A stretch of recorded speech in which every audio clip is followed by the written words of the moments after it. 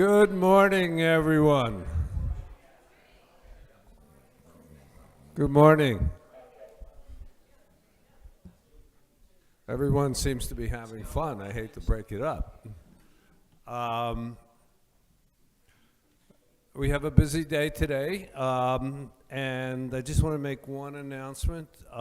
We have one change in the board. Councilwoman Carolyn Castle is taking the seat of David Spizzo on the board here on Saloco. So welcome, Mrs. Castle. Our first order of business today, we have Miss Juliana Smith, who is going to give us a little bit of an update. Ms. Smith, welcome.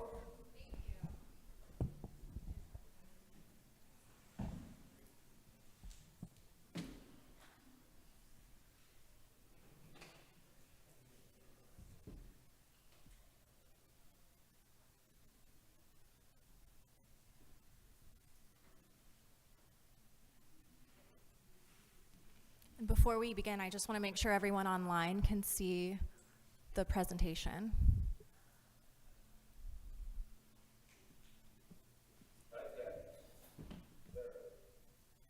Thank you. Good morning, everyone. Thank you for your time this morning. I'm excited to give you some updates on some pretty important information.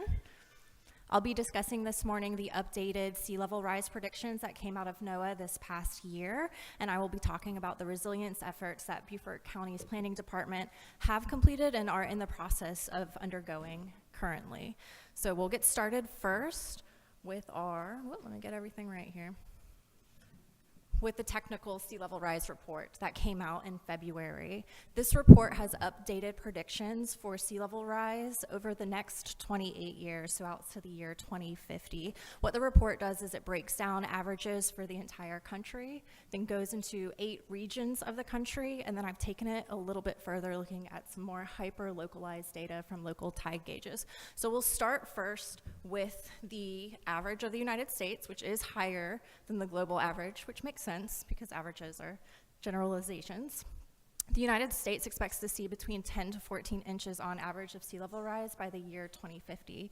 Here in the southeast, we expect to see more. That's 12 to 19 inches by the year 2050. So over the next 28 years, we'll see about a foot to a foot and a half of sea level rise.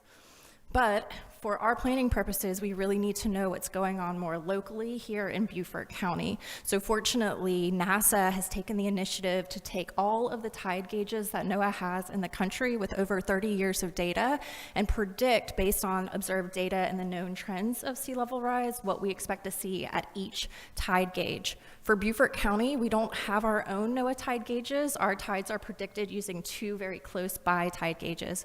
So those are the Fort Pulaski tide gauge in Savannah and the Charleston tide gauge. So we will take a look at that data in order to better understand what's happening here locally. When I can get my mouse buttons right. So this is information from the Fort Pulaski tide gauge. I think the 2 most important pieces on this slide are the line chart that you're looking at and the anticipated predictions for 2050. So the line chart is showing us data of observed tides that have been collected over the past 100 years.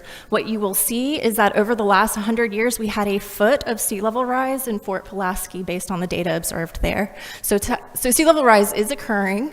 And what we know based on this data and based on known trends of sea level rise is that we will see about what the southeastern region will see. So 12 to 20 inches of sea level rise over the next 28 years. I think the basic takeaway from that is we'll see the same amounts of sea level rise we've seen in 100 years over the next 28 years. The conservative end is 1 foot, the higher end is 1.5 feet, and that has to do with what the carbon emission scenarios will end up being. We don't know that yet because we haven't lived those years yet. In Charleston, We see pretty much the same predictions happening there. So Charleston's different in that it has had not 1 foot of sea level rise over the past 100 years, but 1 foot 1 inch. So they're slightly different, but they anticipate seeing between 12 to 20 inches over the next 28 years. Now these tide gauges are used to predict our daily tide schedules here in Beaufort County, since we do not have our own NOAA tide gauge. And so it's a good idea to use them to kind of extrapolate what we expect to see here in Beaufort County. So I think we can know it'll be within that range, 12 to 20 inches in Beaufort County of sea level rise over the next 28 years. Now we know that's going to impact us because we have a lot of water here in Beaufort County. We are 50% salt marsh, and we are an additional 16% freshwater wetlands. So pretty much right off the bat, we can expect surface flooding, we can expect marsh migration, we can expect salt water to intrude in areas. We aren't exactly clear on what this means for our freshwater systems, but that's one of the projects we're working on to get a better understanding of that, and I'll talk about it here momentarily. But we do know to expect more flooding, and we have already seen at the Fort Pulaski tide gauge higher rates of flooding. So what that bar chart shows you at the bottom are the number of flood days every year since the 1930s when this tide gauge went online. The red ones are 2020 and 2019. And what you'll see there is that we have had in those years twice as many flood days as any of the previous decades. And flood days, just for your information, it is considered a flood day when the tides get 9.2 feet above mean lower low water once that day. That's what that counts as a flood day. So we know that flood days are increasing already, and we can expect them to continue to increase as sea level rises. And generally what that means is that events that we're already familiar with will become more frequent. So what our king tides look like a few times a year are going to become more frequent, happening on a monthly basis. Our major coastal flooding events are going to become more frequent, etc. And another important thing to note is that some of these flooding events, which have historically been associated with tropical systems, tropical storms and hurricanes, aren't necessarily going to be associated with those in the future. So major coastal flooding could occur without a tropical event. It could be higher tides, a king tide on a specific day with the right winds at the right knots in the right directions that could cause major coastal flooding. So we can anticipate more flooding.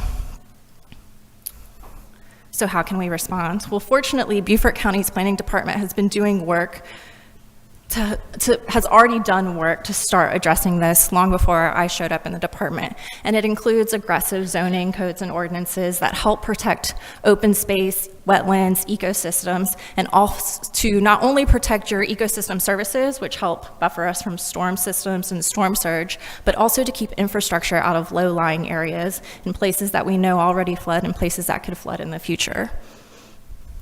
We also recently updated our comprehensive plan, and it's the first time the comprehensive plan intentionally interwove resilience throughout the plan.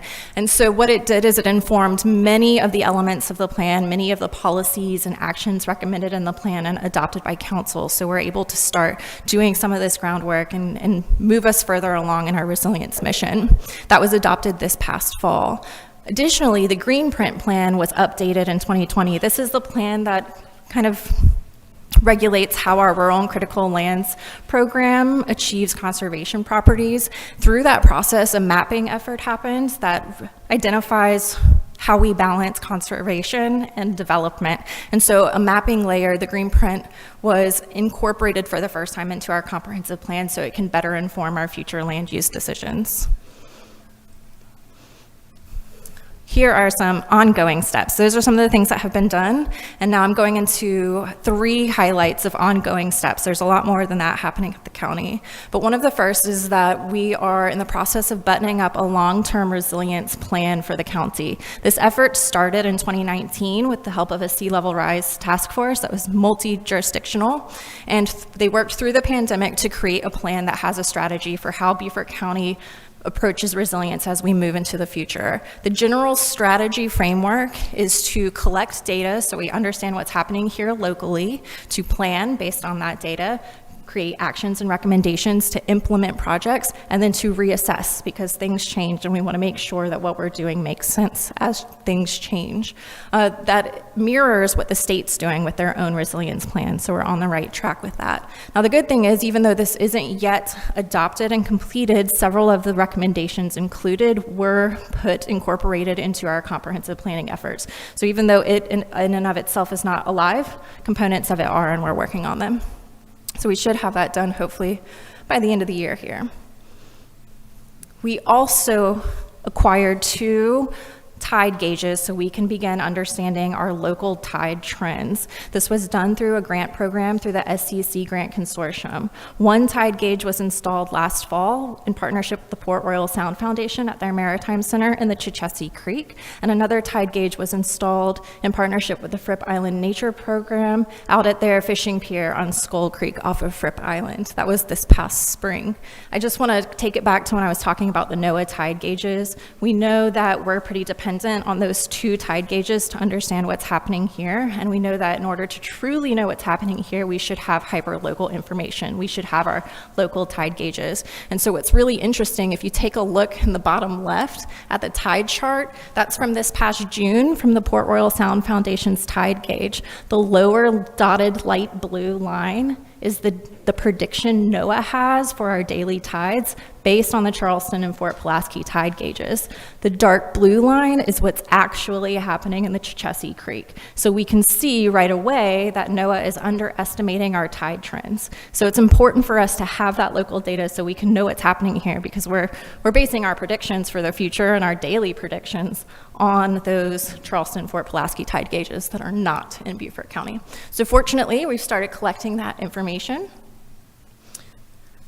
And we are, going too fast.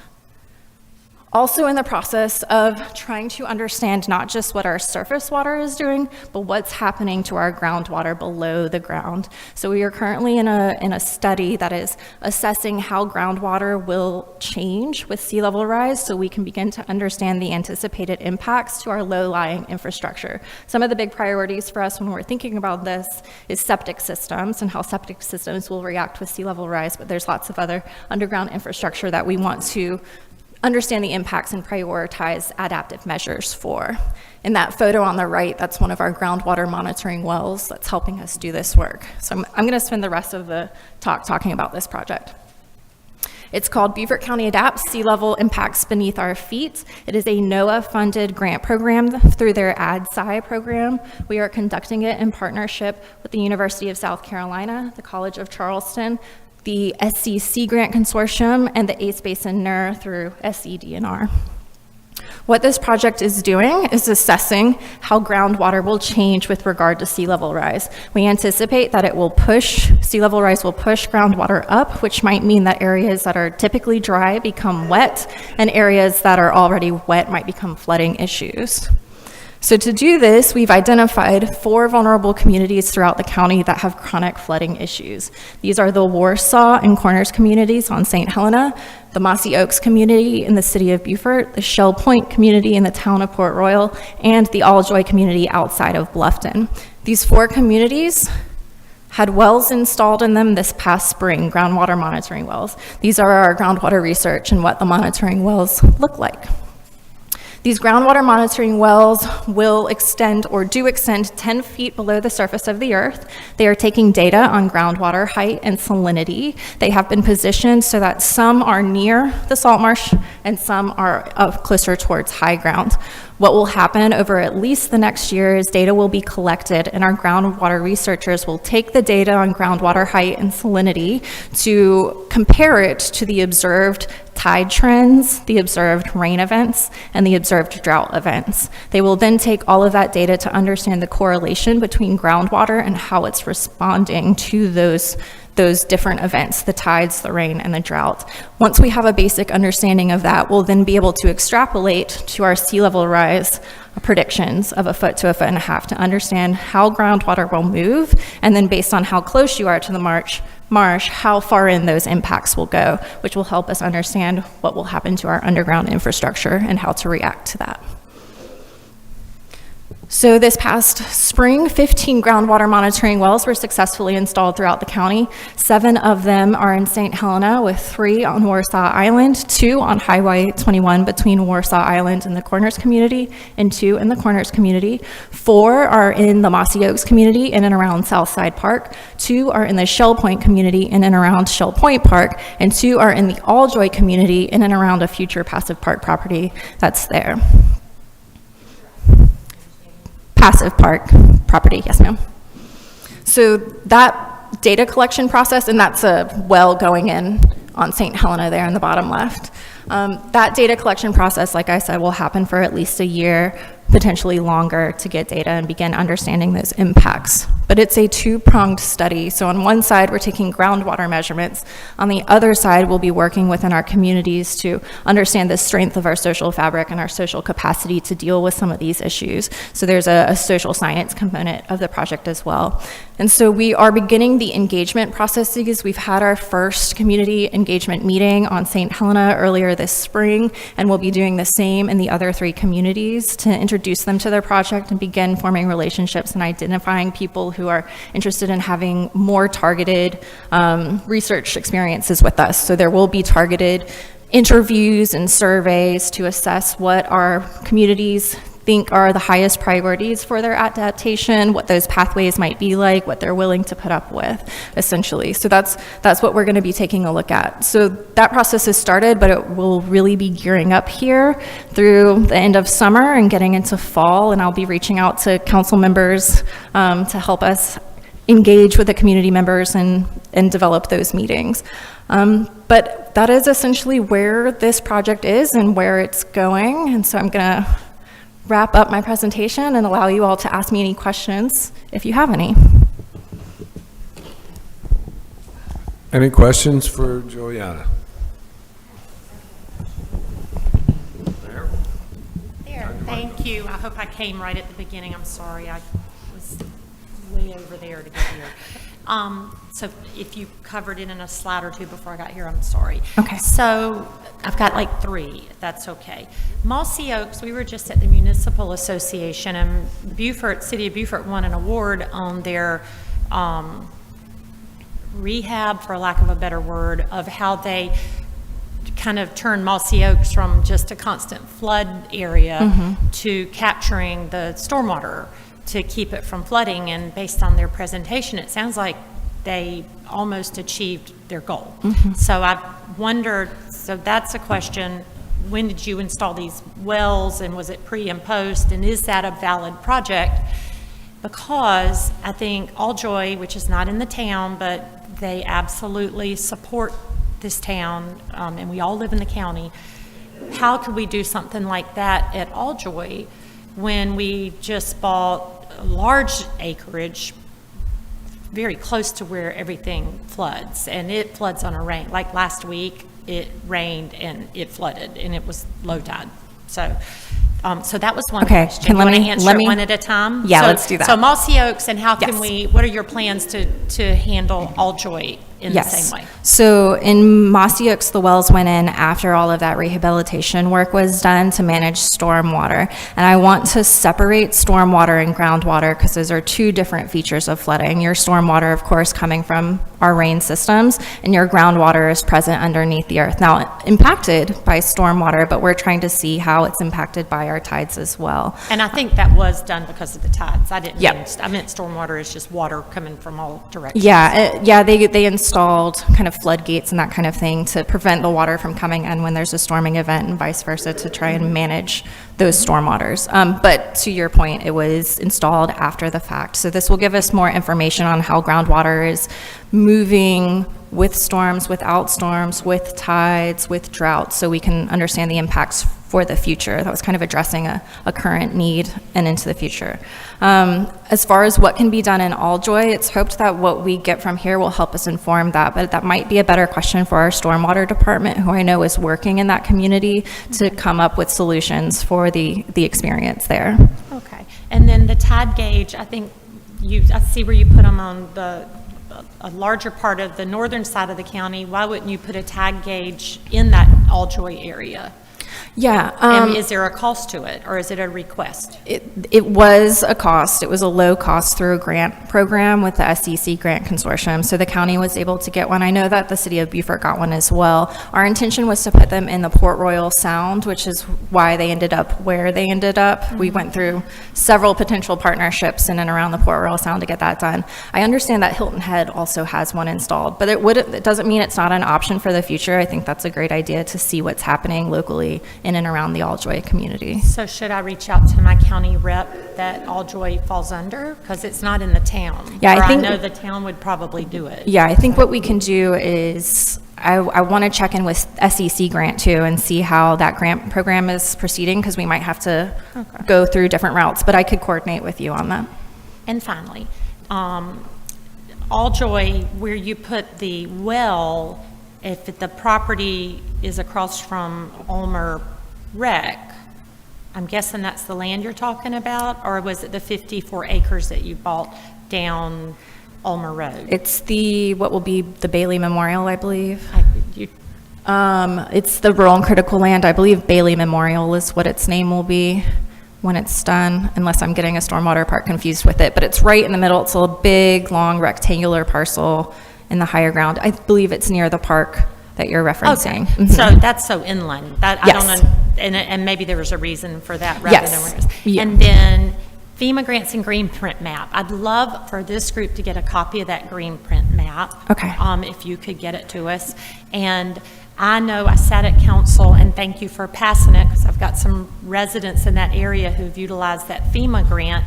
And I think part of your charge should be to get all the grants out that residents can take advantage of, and I don't see that anywhere, because that does give the ability to tear down and open up as a park or raise your house or whatever, and the county had that foresight to agree to be kind of the pass-through from FEMA. So I can get the people that did that research to give you the links, but I do Yeah. think the residents need to know there are grants available with a million strings, but it could help. Absolutely, So, yes, yeah, yes. sorry. And we did just get a green print, our comprehensive plan mapping, but the green print plan mapping as well, put up on our GIS, and I'd be happy to share that. That'd be great. People can explore and see what's going on. But yes, thank you. I Thank look you. forward to getting in touch with the FEMA folks. Mr. Kemp? In your studies, it's great for you, but when you do the infrastructure, you're looking at infrastructure and how you're going to protect that. Are you looking at what the other unintended consequences are, meaning that the water's going to go someplace? So if you put it in one location, is that going to move it to another, or another location? If you could please repeat your question again, while using the microphone for everyone to hear. Okay, sorry about that. That's okay. When you did your study, you have, in the infrastructure part of it, if you do some kind of protection, are you looking at maybe that protection will move it to a different problem in a different location? Yes, so the study is it's still underway, so we don't yet have the data to really inform what those adaptation measures should be. So we will within hopefully the next year. It's supposed to wrap up in 2023. But it would certainly be a consideration on the overall impacts to your hydrological systems, on where the water is and if it gets shifted. And I think the county has already demonstrated kind of a priority in not shifting water onto neighboring properties. One of the things that was on that slide that I went through pretty quickly was we recently adopted a fill ordinance that limits where dirt fill can be brought in low-lying areas, so that we're not raising properties up out of the floodplain and then causing those issues that you're talking about. So that's definitely something on our minds, and as we're going into the infrastructure adaptation phase, I think that's a very good point that we'll keep high. Thank you. Any other questions? I have a suggestion, not necessarily a question. Sure. Given the fact that this committee is a regionally focused committee, and the fact that Water doesn't understand the property lines between Beaufort and Jasper County, does it make any sense to reach out to Jasper County and see where there are some common goals or common cooperation that could achieve those goals between the two counties? Yeah, and I would be happy to go to a council meeting in Jasper County and talk with their council as well. But definitely one of the intents of this study is to share what we find so that the areas around us can start to extrapolate from the information we have and start to plan from that as well. So collaboration is definitely a benefit and a strong point. Great. And I'm sure Mr. Kemp will carry that back to the county as well. Thank you. Thank you. Okay. Thank you, Ms. Smith, for preparing that for us and updating us. The next part of our agenda is the Regional Housing Trust Fund and that conversation. There have been meetings with the jurisdictions and the administrators, and there has been a revised intergovernment agreement, which is our next step to go forward. So my intent here is not to go line by line and have everybody vote on it and agree. What our intent is to come away today with a document that can be presented to each one of our councils. We have with us today Ms. Tammy Hoy. Eric is not here today. What I'd like Ms. Hoy to do is give an overview of anything that was done since last month, and then open up the mic to any jurisdiction who is not 100% satisfied. If there's a point of which that still needs further modification or negotiation, let's walk away with today either a document that we can all take to our councils, or if there's a point or two that needs to be refined or rediscussed, we know what that is. So Ms. Hoy, would you please give us an overview of where we've been in the last month? Good morning, everyone. It's good to see you all again, and thank you for having me. And so I think, again, I know a lot of folks provided a lot of feedback and comments, and we've been trying to kind of include all those and make sure that it's, you know, a holistic document that meets every jurisdiction's needs. I know a couple of the core things was around the area median income, so I'm happy to talk about that. One of the things that we were also trying to align with this agreement is what is in the enabling legislation, which is called the Measure Act, which is the legislation that enables and allows housing trust funds to be created and to be funded by, you know, local government entities and counties. And so some of the discussion around the AMI was what was aligned with the Measure Act, which allows up to 120% versus the 150, and I know that came up, and I'm happy to talk about that as well. So you may see that adjustment in there specifically, and as it relates to the enabling legislation that was created many years ago. There was also, I think, some discussion around the initial structure of the advisory committee, and also eventually the goal to do a 501c3. So there was some language included in there. We made some recommendations to give a little bit more time. Having run many nonprofits in my career, the time it takes to do that can be much longer than 3 months, even with the IRS, right? Even a designation with the IRS. So just you know, giving us enough runway. And you know, when I see an ordinance and I see those types of deadlines, you know, I just want to be clear that sometimes it doesn't happen that quickly. And having our experience even in Greenville, so we can talk a little bit about that if there's some questions. There was also some discussion around, just highlighting just around reporting. So I did move a whole section as an addendum around reporting and expectations of reporting, just to kind of more clarify the types of data points that we might want to report and how we report, because I know that's very important in terms of reporting back to the group as well. And then there was some discussion around approve priority projects and approval of projects, and certainly I think we can talk about that as well. You know, one of our objectives at Community Works as the possible administrator of this is there's still work to do after this agreement, which is, again, what's good for Jasper and what those priorities may be, and what's good for Beaufort and Hardeeville will be different. Your comprehensive plans are different. Your housing priorities are different. You know, where high density and multifamily makes sense, doesn't make sense for every community. And so part of that prioritization would be defining those community priorities, so then we know at Community Works or whatever the administrator is at the Housing Fund, that we can prioritize those types of housing within those areas. So there's some recommendations in there, and again, getting in the weeds a little bit. So that was the main core that we saw in terms of edits and changes.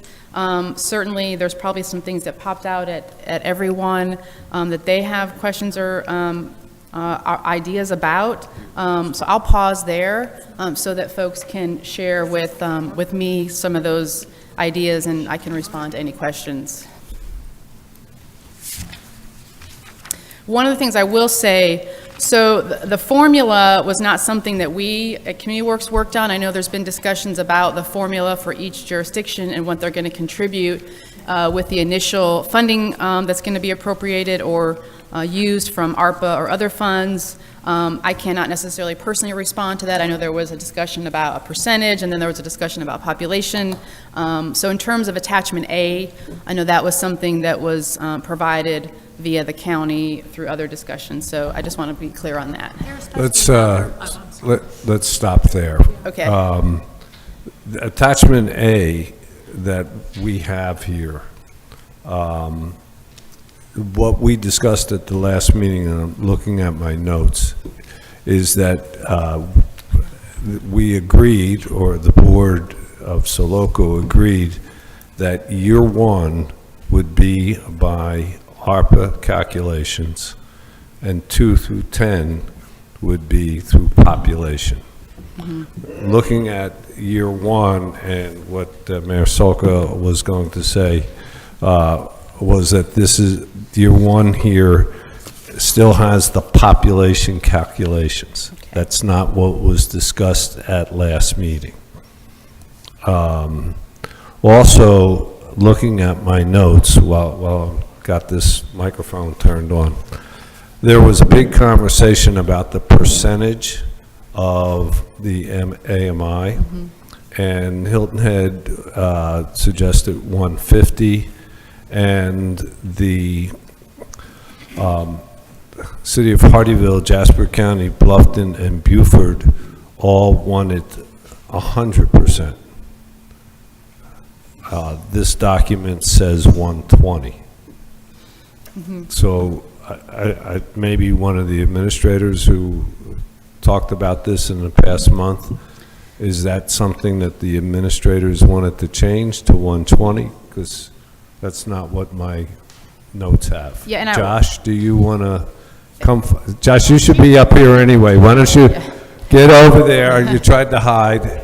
And I will say, I know that in the document it says up to 120, allowing the flexibility. I think the question on the 150 was more around the enabling legislation. We can certainly get an attorney general's, and I don't know if Kurt's here.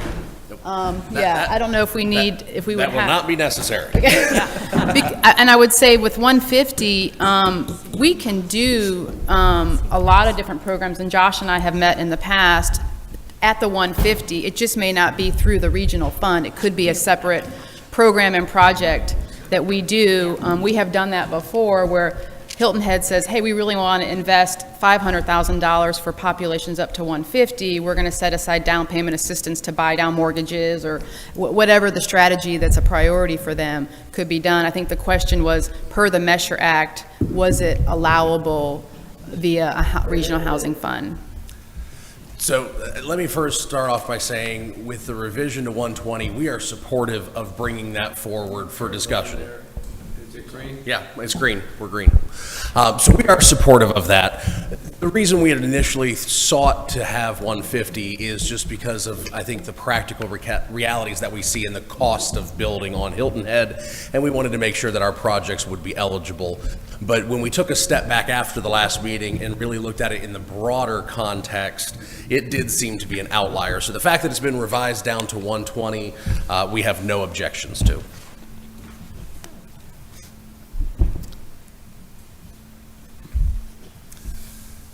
Was there, and I would just say, again, I think the language in here was a little bit flexible to say up to. If there's some discussion about changing that for certain areas, I mean, if you want that, like in the document, that these particular counties will only go up to 100, and this particular area would only go up to, I just, I think that as development costs change and as things shift, 120 is not unreasonable. I think you still have in here, Mayor, that a priority is 60% of the median income and below. So there's still a priority segment where we would obviously prioritize those projects, but you may have additional questions. So, to the board and the jurisdictions, are there any objections to leaving that language up to 120? Or is that something each jurisdiction can live with? May I speak to that? Please. When the majority of the municipalities said they would like to be at 100%, I think the majority always rule in any vote that you would take. So for someone else to even suggest that we go above the majority is not the way the process is accepted. So I think the language should be changed to up to 100 and not to up to 120. I'm going to jump in to be careful because I think the town's going to object to the initial population. Woohoo! The initial population change when this was brought about all because the first year would be using ARPA money. That I don't know that the town can participate if you're going to base it on population the first year. I'm not over the budget, but I also know our budget's been voted on. And we wish we could have gotten more ARPA money. It wasn't our fault that somebody cut 7 towns in the state of South Carolina, the towns who spending it the best ways, by the way, to that number. So we're going to lose on that majority, I can promise you. So we got to be careful on, what the majority is if we need to make a plea for the ARPA 1 year. But I get what you're saying, but they may not participate if they can't get up to 120. So then we're crumbling. So I think we've got to figure out a way to compromise two of those issues, just for thought. Okay, so we have 2 issues on the table, and let's take one at a time. Number 1, the ARPA funds. That's a non-starter for Bluffton, and we said at the last meeting that, and here's what was decided last meeting. Jasper County, Bluffton, City of Hardeeville, and Hilton Head agreed to using year 1 the ARPA monies and not this attachment. So the majority agreed. So this attachment has to be changed year 1 to the ARPA calculation. Okay, so and again, like I said, we did not work on this particular calculation, so what you're saying is the original attachment. Year 1 should be that number, and then all years after. 2 through 10, because it's not coming from our ARPA funds, it's coming from our budgets, it would be Gotcha. population. That makes sense. And just to keep the record straight, the Port Royal and Beaufort voted it be population, and Beaufort County and the MSC had no preference either way. So that was what was discussed last month. So that's issue number 1. We're going to go back to the ARPA calculations for year 1. Number 2, Mr. Hamilton said rightfully, and I'll give the results of last meeting. Hilton Head suggested 150 with a 60% priority, which is in the document. 100% was put forth and supported by the City of Hardeeville, Jasper County, Bluffton, and Beaufort. The other, there was no other preference voiced by Port Royal or Yamasee. So, Mr. Hamilton suggests that we go back to that vote of last month to 100%. Is there any other opinion from any other jurisdiction so we can walk away with this issue at least resolved to some extent?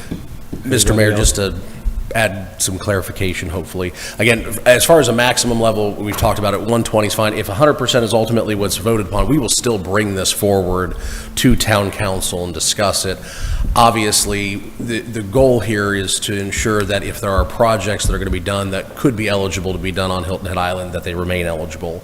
And it's because of that that I would just ask for some discussion maybe on what was added in terms of preference being given to projects below 60% AMI.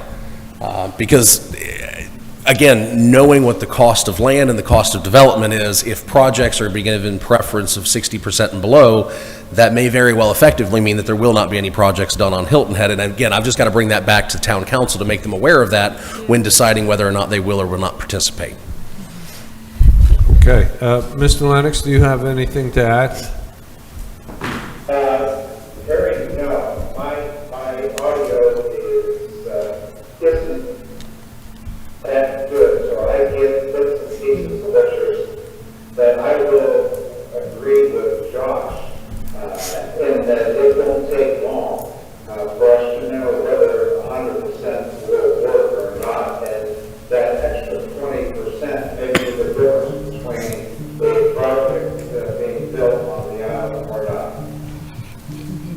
Just for discussion, is there any way to tier it in some, maybe above 100? And it may be here too. I mean, I'm not sold that we don't need it, but I also know we need a lot. So, and we can't solve everyone's problems, but to keep the housing from just being restricted to 1, 2, or 3 areas, between 100 and 120, could you add language to say there may be some additional percentage, by the entity of the town of some sort? Yeah, one idea is if you, again, we put up to 120 just based on the Measure Act and what was allowable, and also trying to meet somewhere in the middle between the 150 and that kind of thing. If you want to be as specific as attachment C that could include in Hilton Head, but everybody would have to agree on that. It might not just be Hilton. I know, but my point is you could identify each jurisdiction and say in these jurisdictions, it would be up to 120, up to 100, up to, that is more of an administrative thing, but that's okay. It's just a matter of, okay, so if Jasper or whomever, Hardeeville says we only want to go up to 120%, then if a project comes to the housing fund for financing and it's at 110, then we might have to say no, right, to utilize, or we might have to ask for a special exception. So I think one of the reasons in the ordinance we were trying to keep it flexible was to say, we're going to meet with you one-on-one and define what your priorities are and try to meet those, and those may change, because homeownership might be your priority now, rental may be your priority later. So we weren't being as specific in this particular document, but if that's something I would say, legal, if we could add an attachment that was very specific and said, Bluffton, 100%, Hardeeville, 80%. Just a thought. Yeah, I'm not. Being uniform to me is important. We got to be one voice in one body. So when you start making exceptions to the rules, it gets ugly. Thanks. Well, and I think one of the things I would add, sir, is that you could also start to see competition of where the housing is. If your line is here, and here's this city, and here's this city, and the other thing is AMI changes. right? And so we're talking about each county and local government has their own AMI. The AMI in Hilton Head is very different than the AMI in Bluffton, so we are tying it to an annual AMI that changes as well, so. We have no control over Exactly. that. Yeah. So that's different. I mean, that's not apples to apples. Right. Yeah, just saying that particular, whatever AMI will be slightly different. I just wanted to make that clear.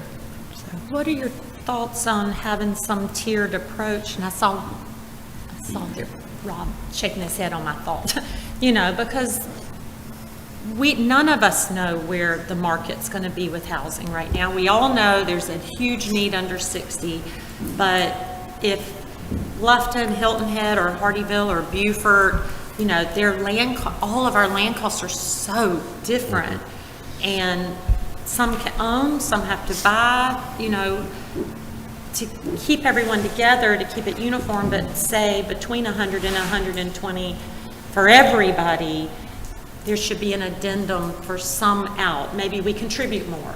Maybe they're, more, I don't know. It's got to be some way to do it, because I do understand that. I'm all about 100 and I'll support you, but in my head, if we could solve all the problems of the world, I think we all have to realize it's going to go to 120. But, where do we each want to focus? So that's where I'm trying to get to keep this here and have an addendum. Your comment was addressed it perfectly. We can't solve all the problems of the world. So we can't solve the problems under 60, and we can't solve the problems above 100. We can't. So we have to have a place where we can be effective, because anytime you make the sky the limit, or there's no boundaries, then we're not going to get anything really done that we can put our finger on and be proud of. But each area has their own passion. I think ours is between 60 and 100, honestly. But is that the passion of Beaufort?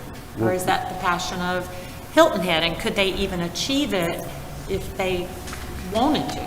Each area may have a passion, but we can't make this passionate. We got to make this a guide to use, and those who can't perform under that guide should try another method. If you can't perform under what we established, then maybe it doesn't work for you. And Bluffton has done something that's pretty unique that I would like to offer to others, is to have an opportunity to buy land to incentivize these projects. We definitely got to have a place where we represent the AMI in a orderly or evenly fashion. Otherwise, we're going to just be having this conversation over and over again, and nothing gets done. We're on that road. Can I just add to, I agree, go ahead, sorry. Joe? Does by adding the language up to 120 mean that within that range that you have, you do not have to go to 120, but it is permissible, which then solves what we're talking about. If Fred wants to stay at 100, the language says he can be at 100 because it's below the 120. Josh can have the 120 because it's up to 120.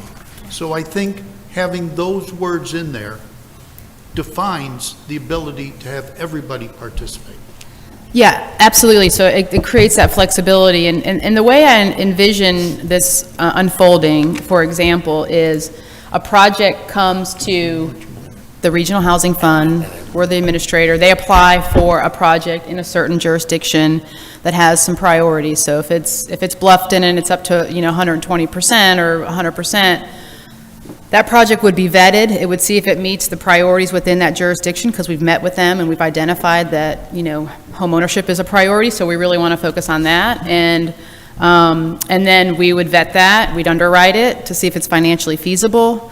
And then we would obviously make a recommendation to this advisory committee. We're recommending that this project in the town of Bluffton is funded with $50,000 of the Regional Housing Fund. And here's what the project will do. It'll create 15 units of homeownership. It'll serve this AMI population. It's going to be in this location. Community works, maybe they need 100,000 and we're going to put in 50 and then 50 comes from the regional fund. Do you agree that this is a project that is meaningful to you? Yes or no? So, I mean, you would see those, I mean, based on the way we've laid this out, you would see those projects and those priority AMIs for those particular areas prior to funding being deployed.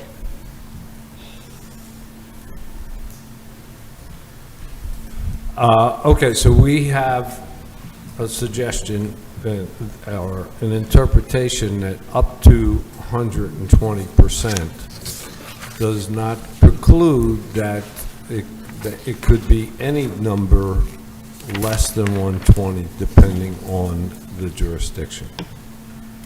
Does anybody have any objection or counter argument to that or any opinion?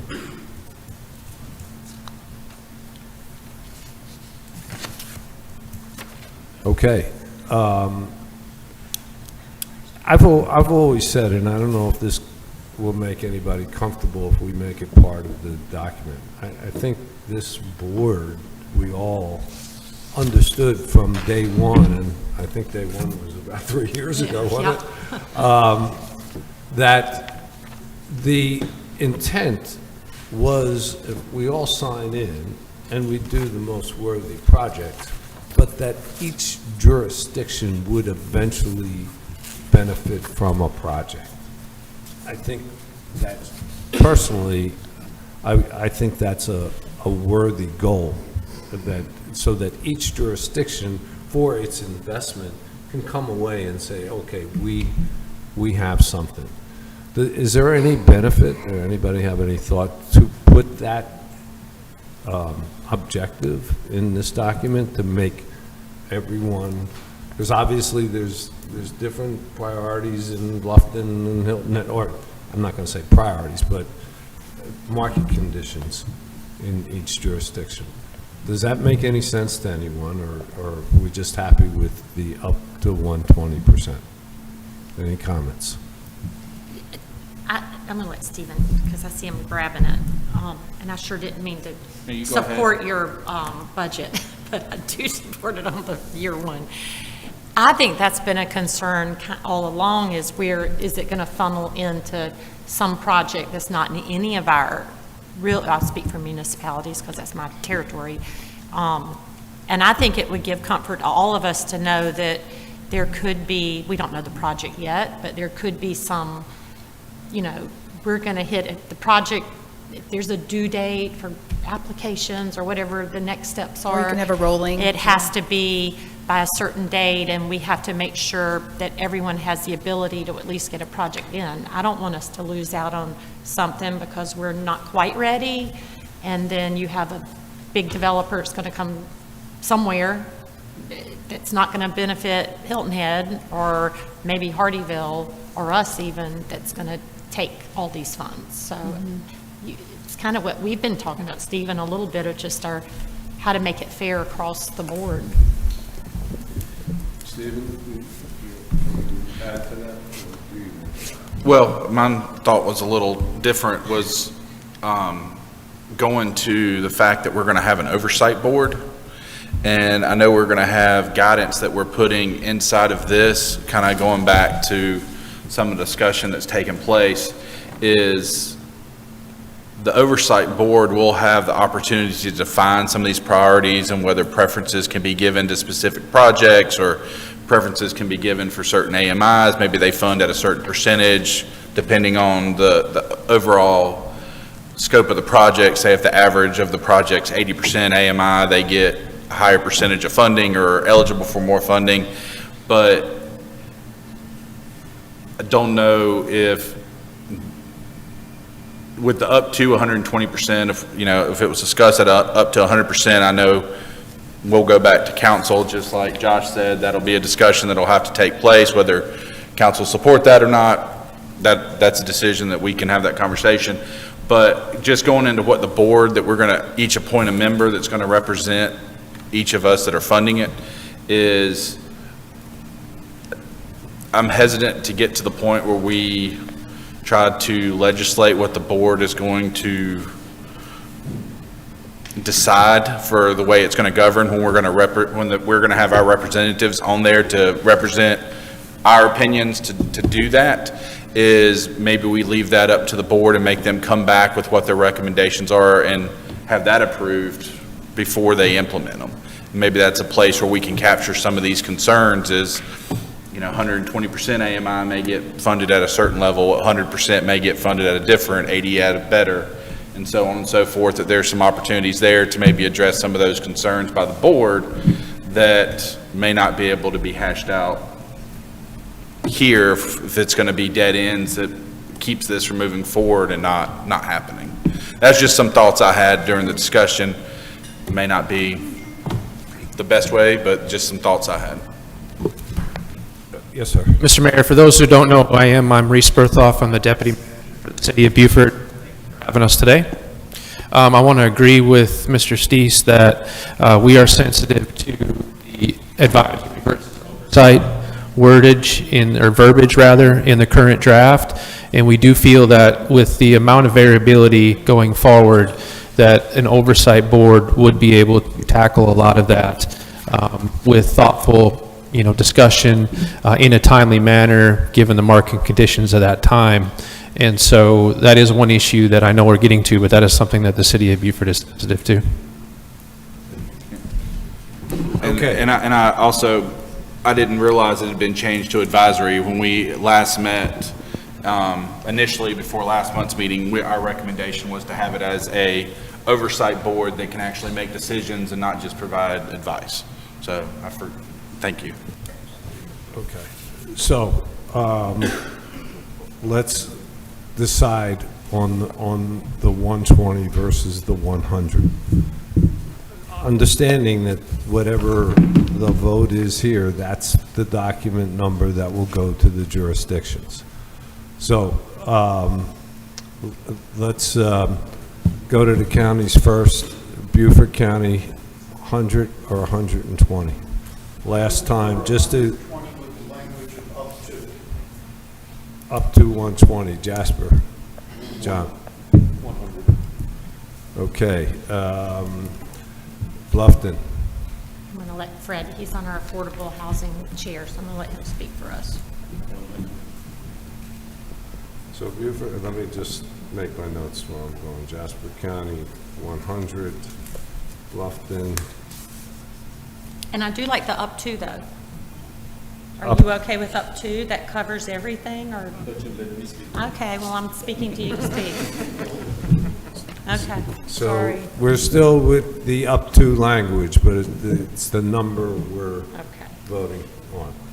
So we have Beaufort County, 120. Jasper County, 100. Bluffton, 100. Hilton Head. He can't hear us. Tom, what do you want in the document? Again, last time, Hilton had one at 150. You want, your vote is 120 or 100? Again, here, I think in the spirit of cooperation regionally, 120 makes sense as a starting point, and I really think we'll know very quickly whether the 120 will work or not. Beaufort.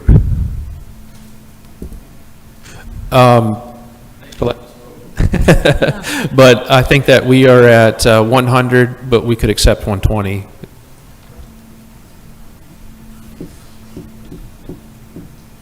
Is Port Royal represented? No, we had a discussion before I came today, but that wasn't part of the discussion for what was on there, so whatever they were doing last time.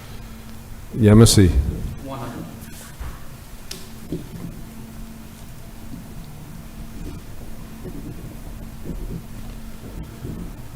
Who am I forgetting? Hilton had Jasper, Hardyville. Well, how could I forget Hardyville?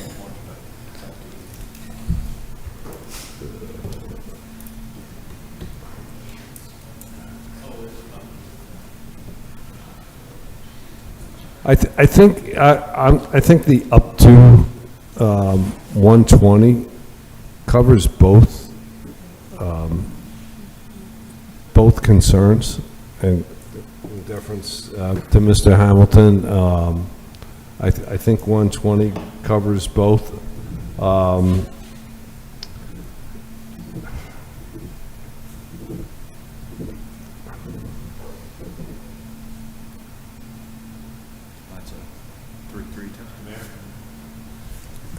Yes. You know, this is the second time we've gone to the same thing. We are trying to fit, one makes everybody happy. It's not gonna happen. And we keep on forgetting, we're looking at numbers, we're not looking at results.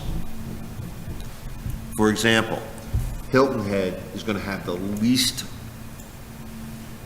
representation because of just their landlocked land and all that. They're the richest area. Then you got Jasper, who has plenty of land, where it's gonna go, but with the least in the whole realm of things. Is there a way we can, and I understand 20 and we have the language in there, but can we put something in there to say, okay, we have a nominator, so if Hilton Head's doing something, they get an addition at the time of the advisory or something like that. So let the advisory board, keep it at 100, let the advisory board say, this is what we'd like, this is what we need, and then we let the advisory board, or whatever it is, make that decision, because whatever Bluffton does, whatever Jasper does, who's going to be affected? It's going to be Hilton Head, right? And when Hilton Head puts this housing in, it's only going to affect Hilton Head, essentially. But if you put it in Bluffton, Bluffton will go to Hilton, people will go to Hilton Head, they'll go to Jasper, and they'll stay in Bluffton. You put in Jasper, for the most part, at this point in time, most people are going to go to Bluffton. Okay. And all I'm saying is, we have to look at more than just numbers. You're right. And last month, your first sentence said it all. We agreed on something. I'm going to stay with that agreement and stay at 100%. The City of Hardeeville's vote last month, and it's this month. So the document that will go to the legislative bodies should read 100%, as we discussed last month. And, you know, and let it fall where it falls. We're not going to solve it here. This is just a recommendation. We're not legislating. We're recommending. So the IGA should have the two things we've decided, 100%, and year one is ARPA money per what we discussed last month. Are there any, yes? Just to piggyback, I apologize, I didn't catch what John said. What I would just kind of add on to that is, with us having an oversight board, is, you know, it's like we talk about with our budget, our comp plan and stuff like that. Whatever we initially talk about here doesn't mean that it can't come back with recommendations from the board that's created on what may need to be tweaked, adjusted, that comes back to this board in the future. So I think even if we have a starting point that not everybody is 100% behind, at least we have something that if we can get started, that if a year from now we found out it may need to be adjusted, that the oversight board can make that recommendation to us to come back and say, you know what, we tried this, we're not getting what we needed, let's do these few tweaks, and at least we've got something that we can tweak versus sitting here a year from now and having nothing. So just some thoughts.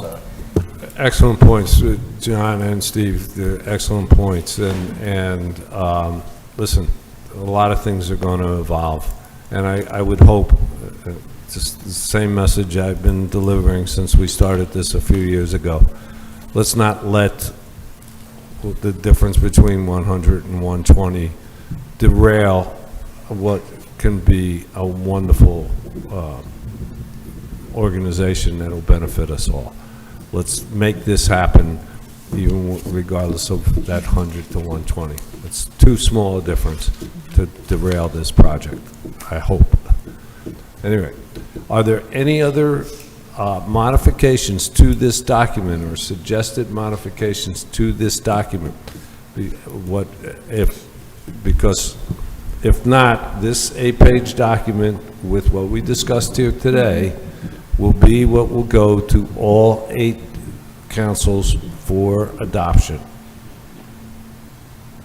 So speak now or forever. I would like to change advisory to oversight.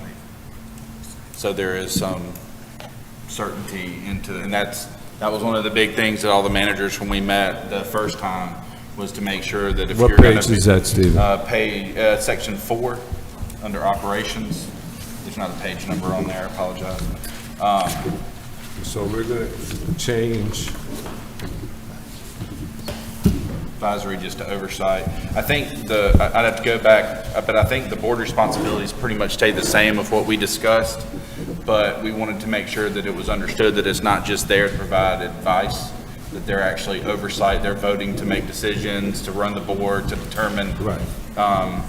As we transition, if we transition to a 501c3, they're responsible, they choose who the partners are, have responsibility for that, and not just provide advice to that kind of stuff. So when we first met to discuss, that was one of the things that the managers all agreed on, so I would be hesitant if I didn't recommend. And I would just say, and thank you for that, that really clarifies, because when we did change that, and Kurt and I kind of worked on that from a legal aspect, oversight is very different, right, than advisory, and I think you're right. And I think we wanted to make sure that, again, if it's, that they are going to be authorized by you guys as appointees to make those decisions, then again, that is accurate. I think originally we were just kind of back and forth because we thought they were more of advisor than decision makers, so that's fine. Okay, so that's the third amendment to this document. Does any, for ease of understanding, are there any objections to that change? Okay, so that's the third change we'll see in the final document. Anything else? Thank you for that, Stephen.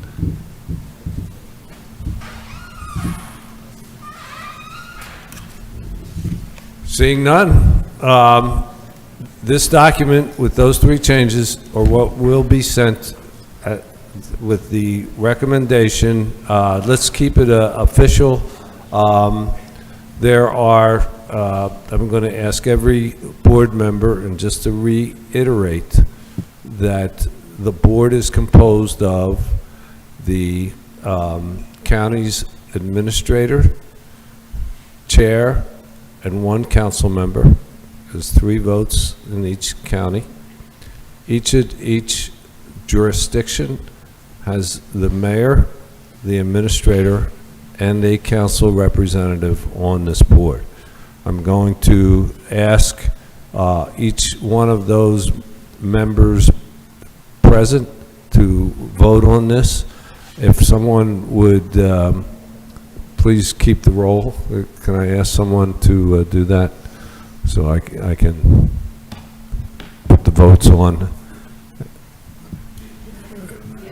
Vicky? Okay. All right. So, and again, I'm not going to ask for Beaufort Port Royal because this will be a SOLOCO recommendation. Yes, sir.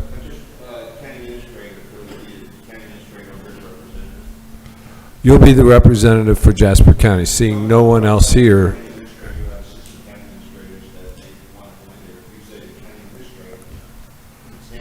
The county administrator is, by the board laws, he is the representative to SOLOCO.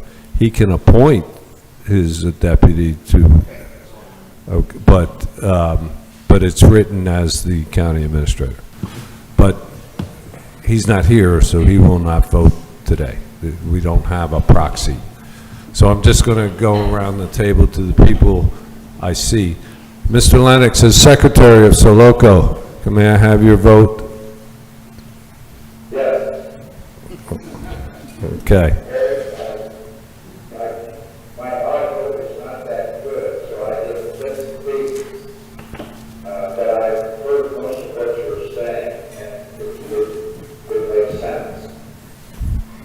Okay, I will say, hearing you and watching your lips in a different time zone is really disconcerting. Okay, so we have a yes vote from Councilman Lennox. Josh, please vote as a representative of administration of the Hilton Head. Okay, so you're recommending, your Soloco recommendation is to take it to town council. Thank you, sir. Joe, for Beaufort County. Yes. Do we have a Yes, council representative from Our Beaufort deputy County? county administrator can vote on behalf of our county administrator. She's hiding Oh, down there she is. I'm looking for her back there. Okay, so there's 2 yes votes from Beaufort County. We got a yes vote from Jasper County. Yes. Matt, as a representative of Yemassee. Yes. From Bluffton, we have 2 representatives. Councilman Hamilton. Yes. Mr. Stees. Yes. Who am I forgetting? We got Hilton Head. I know I'm forgetting Hardyville. Hardyville. Mike. Yes, sir. Carolyn. Oh, she left. Okay. I knew she was going to say yes, but she's not here. Mayor, so. And my vote is yes as well. So of the board members present, the Soloco board recommends that this amended document with the 3 amendments be sent to each jurisdiction who wishes to be part of this regional housing trust fund, which includes Beaufort and Port Royal. Okay? Only 3 years? Well, it's 3 years? Anyway, okay. Just before we adjourn, just reminders. Next month, we'll be at Hardyville Recreation Center, August 23rd. At the meeting time is 10 a.m. All board members and every elected official in Beaufort and Jasper County has been sent a invitation for breakfast at 9 a.m. That includes both the Beaufort and Jasper state delegations. The public is welcome to join us at 10 o'clock as always, and the agenda will be whatever of our state representatives show up, and I don't know who that is yet. I will tell you in advance once I get the RSVPs. That hour will be devoted to them so they can present their goals for the upcoming legislative session. This is the 5th anniversary meeting of Soloco, and that's why the breakfast. Any other comments before we adjourn? Okay, see you next month. Please, RSVP, those of you who have been